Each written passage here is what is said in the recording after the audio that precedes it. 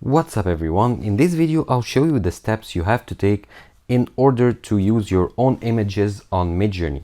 So on Midjourney, which is an image generation service from prompts, you can enter text to generate images from.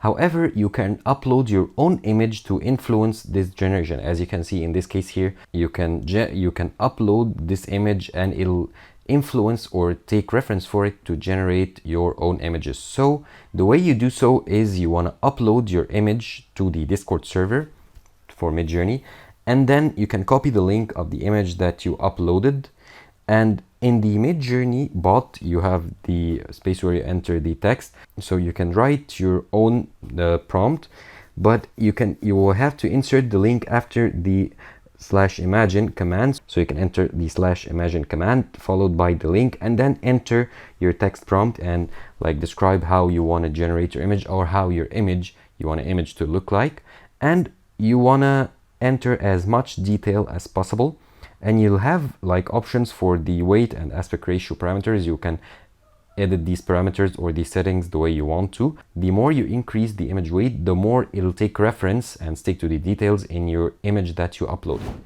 Thank you for watching this video. Subscribe to Online Success and click on the video on the screen for more help.